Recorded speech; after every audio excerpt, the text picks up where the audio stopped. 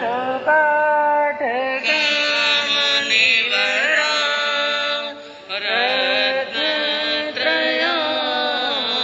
राधिका पंचैते परमेष्ठिनं प्रतिदिनं कुर्वन्तु नो मङ्गलम्।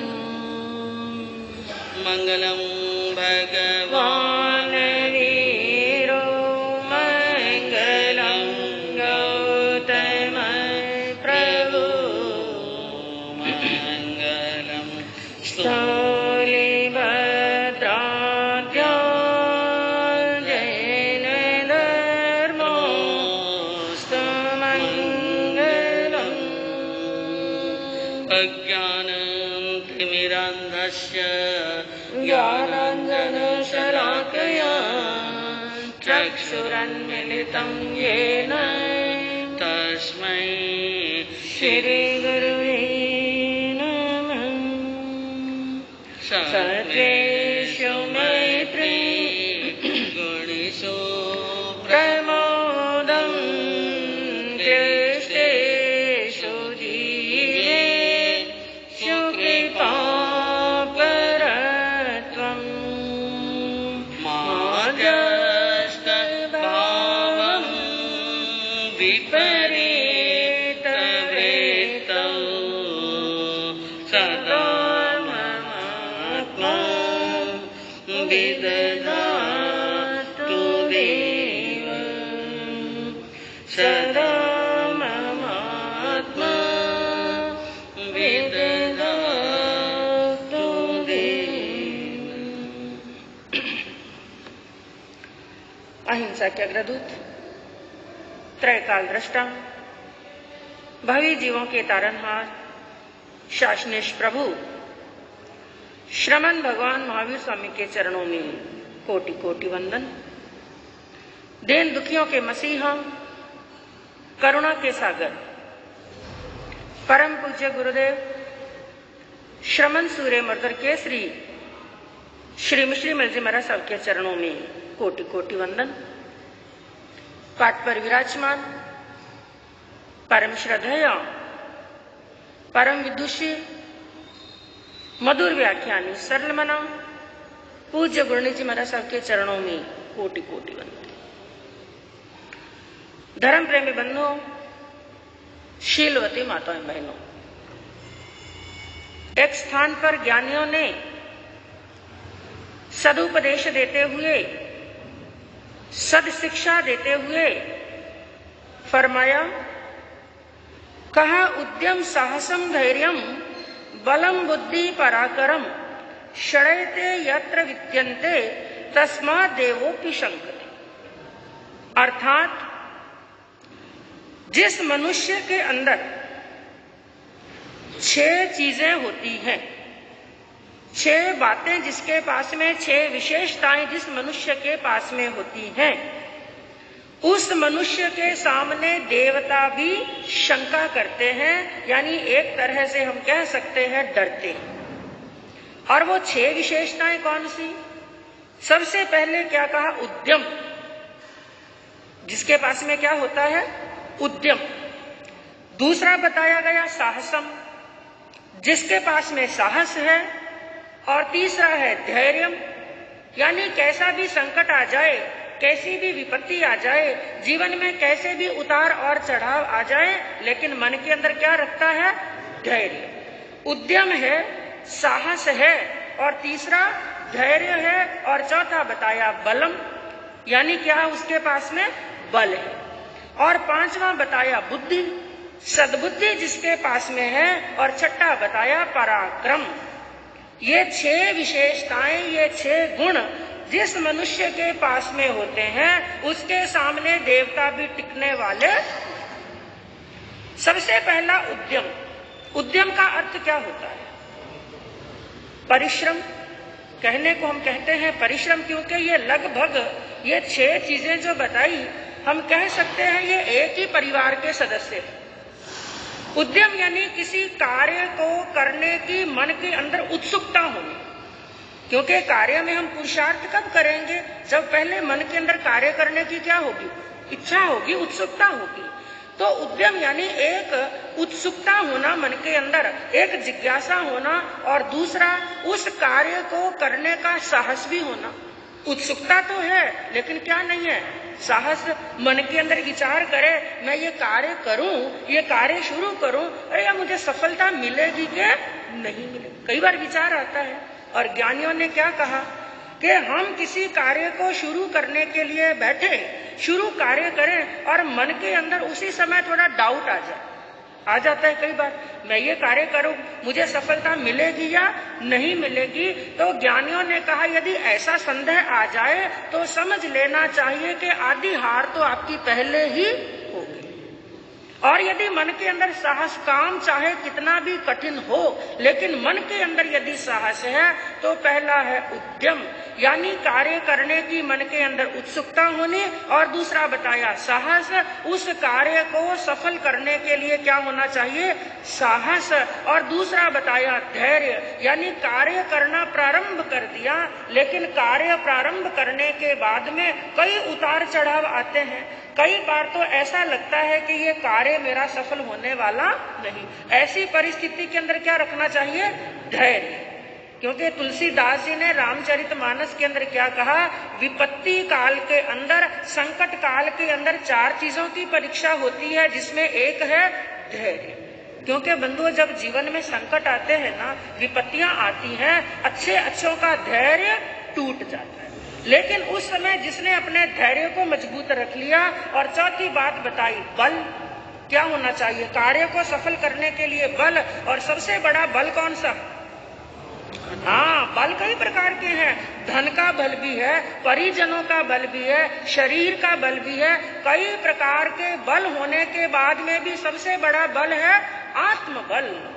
आत्मबल के सामने चाहे धन का बल मनुष्य हार जाए, परिजनों का बल भी हार जाए। कई बार होता है मनुष्य के पास में कुछ भी नहीं है और परिजन है, सगे हैं, संबंधी हैं, माता है, पिता है, भाई है, बहन है, लेकिन संकट के अंदर हमारे साथ में कोई नहीं।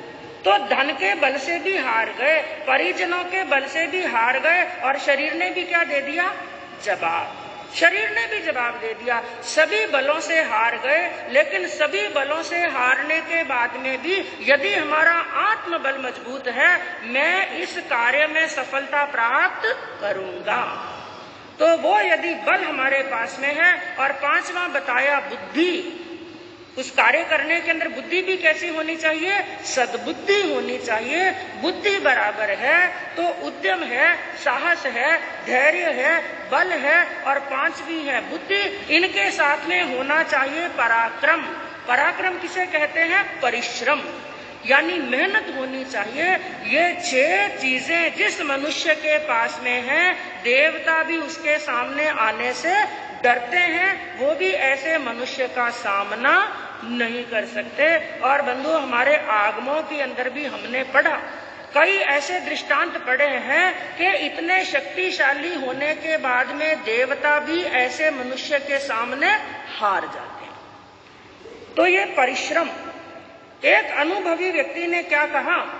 एक ज्ञानी मनुष्य ने क्या कहा? पुरुषार्थ मेरे दाएं हाथ में है तो सफलता मेरे बाएं हाथ। सफलता कहीं नहीं जाएगी यदि हमारे अंदर पुरुषार्थ है।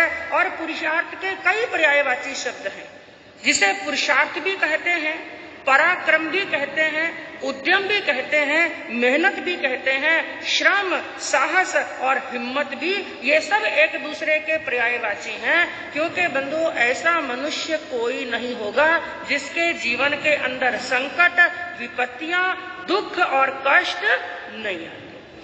लेकिन कई मनुष्य ऐसे होते हैं उन संकटों के अंदर टूट जाते हैं, और कई मनुष्य ऐसे होते हैं उन संकटों के अंदर और भी ज्यादा उभर करके आ जाते हैं। जैसे बड़े बड़े महापुरुषों का चरित्र आपने सुना, बड़े बड़े संतों का चरित्र आपने सुना, उनके अंदर ज्यादातर यही सुना, जब वो बिल्कुल बालक अवस्था के अंदर थे, माता का वियोग हो गया, पिता का वियोग हो गया, भाई का भी वियोग हो गया, और जो भी उनके सगे संबंधी थे उनका क्या हो गया? वियोग हो गया। लेकिन वो घबराए नहीं। इसलिए कहा कि जो व्यक्ति परिश्रमी होता है सफलता उसकी परिक्रमा करती है, सफलता तो उसके चारों तरफ रहती है। और बंधुओं, मनुष्य के अंदर असीम क्षमताएं भरी हुई हैं। कई बार हम कोई काम शुरू करने लगते हैं तो क्या सोचते हैं, ये काम मेरे से होने वाला नहीं है। लेकिन ज्ञानी कहते हैं ऐसा कोई काम ही नहीं है जो इम्पॉसिबल हो। क्योंकि हम लिखते हैं ना इम्पॉसिबल, क्या लिखते हैं, इम्पॉसिबल। उसको थोड़ा तोड़ करके लिखो, आई एम पॉसिबल। मेरे अंदर वो क्षमता है कि मैं उस काम को भी क्या कर सकता हूँ, संभव। लेकिन वो काम संभव जब होगा जब उसका पुरुषार्थ होगा, उसका पराक्रम होगा, उसकी हिम्मत होगी और उसका धैर्य होगा। तो असीम क्षमताएं हमारे अंदर भरी हुई हैं, लेकिन उन हिम्मत को, उन पुरुषार्थ को जगाने वाला कौन है, हम स्वयं हैं। तो हमारे अंदर पुरुषार्थ होगा। इसलिए एक कवि ने 2 लाइनें कही, क्या कहा, उठ बांध कमर क्या डरता है, उठ बांध कमर क्या डरता है, फिर देख खुदा क्या करता है। जिसने अपनी कमर को कस लिया है, जिसने हिम्मत कर ली है, भगवान भी उसका क्या देते हैं, साथ देते हैं। और जो पहले ही हिम्मत हार जाता है तो भगवान भी उसका साथ देने वाले नहीं है। और ज्ञानियों ने कहा जो क्षमताएं हमारे अंदर है, एक बात का और ध्यान रखना, क्षमताएं हमारे अंदर हैं, उन क्षमताओं पर विश्वास होना चाहिए। क्या होना चाहिए, विश्वास होना चाहिए। उन क्षमताओं पर हमें कॉन्फिडेंस होना चाहिए, ये कार्य मैं जरूर करूंगा। लेकिन एक बात का और ध्यान रखना, कॉन्फिडेंस होना लेकिन ओवर कॉन्फिडेंस नहीं। हाँ, कॉन्फिडेंस तो होना लेकिन क्या नहीं होना, ओवर कॉन्फिडेंस हमें परास्त कर देता है। विश्वास होना चाहिए। तो यदि हमारे अंदर विश्वास है तो कोई भी ऐसा कार्य नहीं है जिसके अंदर हम सफलता प्राप्त नहीं कर सकते हैं। और आत्मविश्वास वो उड़ान भरती है कि वो आसमान को भी छू लेता है। एक किस्सा आता है बंधु, नेपोलियन बोनापार्ट, नाम सुना होगा, इतिहास के अंदर आपने पढ़ा होगा नेपोलियन बोनापार्ट। वो एक बड़ा बलशाली इंसान था जिसको हम कह सकते हैं लौह पुरुष की तरह। लेकिन संकट सबके जीवन में आते हैं। 1-2 लाइनों का दोहा सुना होगा कि उद्यम कबहू ना छोड़िए, उद्यम कबहू ना छोड़िए, यद्यपि विपद पड़ंत। कैसा भी संकट आ जाए, कैसी भी विपत्ति आ जाए, कैसा भी संकट और कष्ट आ जाए, क्या नहीं छोड़ना चाहिए, उद्यम, मेहनत करना नहीं छोड़ना चाहिए। कि उद्यम कबहू ना छोड़िए और यद्यपि विपद पड़ंत, खूब कहे उद्यम किए, कीड़ी शिखर चढ़न। एक छोटी सी चींटी होती है ना, वो पुरुषार्थ करती है, मेहनत करती है, मेहनत करती है, एक दिन वो भी शिखर पर चढ़ जाती है। ऐसी ही घटना घटी थी नेपोलियन बोनापार्ट के साथ। नेपोलियन बोनापार्ट भारत के अंदर आया और वो भी विश्व विजेता बनना चाहता था और उसने भारत के ऊपर आक्रमण किया, बड़े जोर शोर के साथ में युद्ध किया। लेकिन बंधुओं, वो युद्ध के अंदर हार गए। उसने विचार किया शायद मैं भारत के ऊपर कभी विजय प्राप्त नहीं कर सकूंगा, कभी मैं जीत नहीं सकूंगा। और वहां से युद्ध क्षेत्र में से वो भाग गया, भागा, जंगल के अंदर चला गया और वहां पर छिपने के लिए स्थान ढूंढ रहा था। स्थान ढूंढते ढूंढते उसे एक छोटी सी गुफा मिली, गुफा के अंदर घुस गया। सिपाहियों ने खूब ढूंढा, वो नहीं मिला और वहां पर कई घंटों तक वो छिपा हुआ बैठा रहा। और वहां पर बैठे बैठे उसने एक दृश्य देखा, क्योंकि जीवन के अंदर जब शिक्षा मिलती है ना, छोटी सी चीज से भी मिल जाती है। अब नेपोलियन बोनापार्ट उस गुफा के अंदर बैठा है। गुफा के अंदर बैठे बैठे उसने क्या दृश्य देखा, एक छोटी सी चींटी है और चींटी के मुख के अंदर छोटा सा दाना पकड़ा हुआ है और वो मुख में दाना लेकर के चींटी ऊपर चढ़ने का प्रयास कर रही है। थोड़ा सा ऊपर गई और चींटी नीचे गिरी। फिर थोड़ी देर के बाद में फिर चींटी ऊपर चढ़ने लगी, थोड़ा और ऊपर गई, फिर वो नीचे गिर गई। ये दृश्य कौन देख रहा है? नेपोलियन बैठा बैठा ये दृश्य देख रहा है। तीसरी बार फिर चींटी ऊपर चढ़ी, थोड़ा और ऊपर गई और फिर नीचे गिर गई। और करते करते 6 बार चींटी ऊपर चढ़ी और 6 बार ही नीचे गिर गई। आखिर उसने, चींटी ने हिम्मत नहीं छोड़ी, 7वीं बार चींटी ऊपर चढ़ी और अपनी मंजिल पर पहुंच गई। और ये दृश्य देख करके नेपोलियन का आत्मविश्वास जाग गया। ये छोटी सी चींटी, क्या अस्तित्व है इस चींटी का, इसने भी हिम्मत नहीं छोड़ी, इसने भी पुरुषार्थ किया, 7वीं बार ही सही इसने अपनी मंजिल प्राप्त की है। तो मुझे भी जिंदगी की जंग में हारना नहीं है, मैं भी विजय प्राप्त करूंगा। उस गुफा से बंधुओं बाहर निकला एक नया हौसला लेकर। जंगलों में काफी समय तक भटकता रहा, वहीं पर धीरे धीरे धीरे अपनी सेना तैयार की और दूसरी बार फिर आक्रमण किया और दूसरी बार भी हार गया। लेकिन हारने के बाद में उसको दृश्य कौन सा याद आया? चींटी वाला याद आया। अरे वो चींटी भी 7वीं बार अपनी मंजिल को प्राप्त की, मैं तो इंसान हूँ, मैं तो मनुष्य हूँ, फिर शक्ति एकत्रित करूंगा। 2-3 बार हारने के बाद में 4थी बार उसने युद्ध के अंदर विजय प्राप्त कर ली। तो कहने का तात्पर्य क्या है? जो पहली बार हार के अंदर ही परास्त हो जाते हैं, अपने धैर्य को तोड़ देते हैं, हिम्मत को हार जाते हैं, वो मनुष्य जीवन के अंदर कभी मंजिल प्राप्त करने वाले नहीं है। एक बहुत अच्छी कविता है, आपने सुनी होगी, कई बार फोन पर भी सुनी होगी, टीवी पर भी सुनी होगी, अमिताभ बच्चन के मुख से। लिखी हुई तो है हरिवंश राय बच्चन ने और बोली किसने है? अमिताभ बच्चन की। याद आ गई होगी अच्छी तरह से। कौन सी?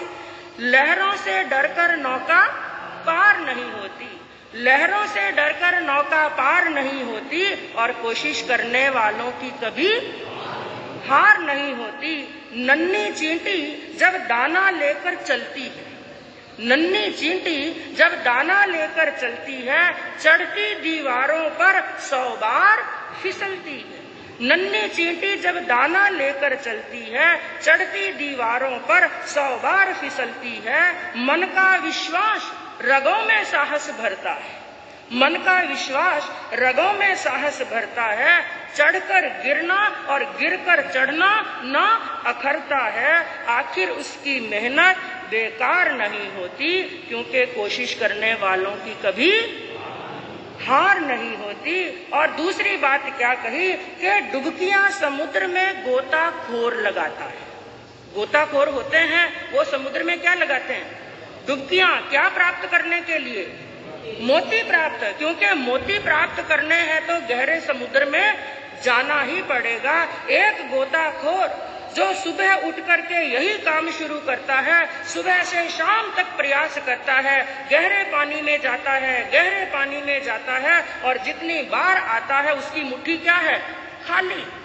लेकिन वो भी यदि हिम्मत हार जाए, एक गोताखोर ऐसा कई वर्ष हो गए उसे, रोज का उसका यही क्रम कि वो रोज जाए, पानी की गहराई में जाए, खूब नीचे जाए, लेकिन हाथ में केवल रेत आती है, लेकिन उसने भी हिम्मत नहीं छोड़ी। कई वर्षों के प्रयास के बाद में एक दिन वो हुआ, उसकी मुट्ठी में कुछ आया। क्या आया? एक ऐसा मोती हाथ में आ गया कि जन्म जन्म की दरिद्रता क्या हो गई? दूर हो गई। तो क्या कहा कि डुबकियां समुद्र में गोताखोर लगाता है, जा जाकर खाली हाथ लौट कर आता है।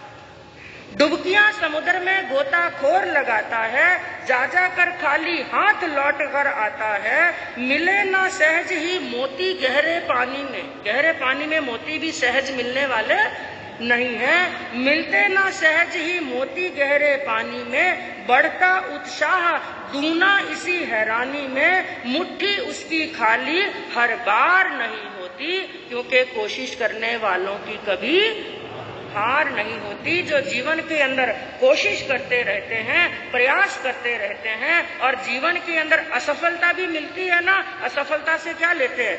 सीख लेते हैं। मुझे ये असफलता मिली, मैंने ये कार्य किया और मैं सफल नहीं हुआ, इसके पीछे गलती किसकी है? मेरी गलती है। कहीं ना कहीं मैंने कोई ना कोई चूक की है। और जो मनुष्य संदेह करने वाले होते हैं, आलसी होते हैं, वो दोष किसको देते हैं? दूसरों को। हाँ, और सबसे पहला दोष तो किसको मिलता है? बता सकते हैं आप? जीवन में कुछ गलत हुआ, हम सबसे पहला दोष किसको देते हैं? भगवान को। हाँ, कुछ गलत होता है तो दोष भगवान को देते हैं, कुछ अच्छा होता है तो शाबाशी किसको देते हैं? हाँ, ये काम मैंने किया, ये मेरा पुरुषार्थ है। लेकिन क्या कहा, असफल हो तो किसी को दोष नहीं देना, बल्कि बैठ करके क्या करना, चिंतन करना। मुझे सफलता नहीं मिली, इसका मतलब कहीं ना कहीं मैंने क्या की है, गलती की है। तो क्या कहा कि असफलता एक चुनौती है, उसे स्वीकार करो।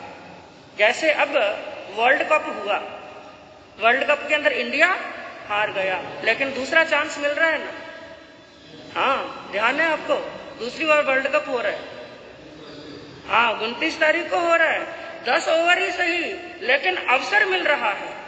अब उनको ये चिंतन करना है कि पहले हम हारे तो गलती हमारी क्या थी, कहां पर गलती। जीवन हमें अवसर देती है, लेकिन उस अवसर पर यदि हम सावधान हो जाएं तो विजय प्राप्त कर सकते हैं। तो क्या कहा, असफलता एक चुनौती है, उसे स्वीकार करो, और क्या कमी रह गई देखो और सुधार करो। असफलता एक चुनौती है, उसे स्वीकार करो, क्या कमी रह गई देखो और सुधार करो।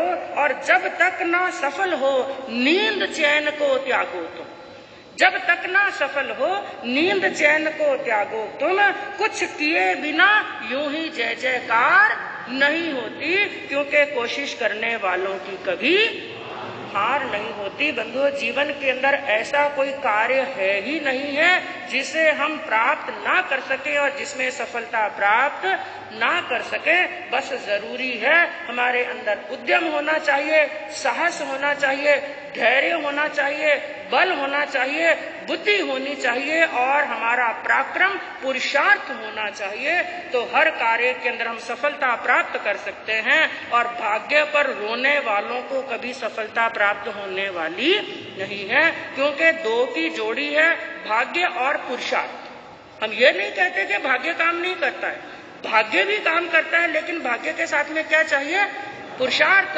और पुरुषार्थ के अंदर तो वो ताकत है कि पुरुषार्थ से भाग्य को भी बदला जा सकता है। तो अपने भाग्य के विधाता हम खुद हैं, पुरुषार्थ करेंगे, मेहनत करेंगे, सफलता को इस भव के अंदर, पर भव के अंदर प्राप्त करेंगे बंधुओं। तो इसी भावना के साथ शांति।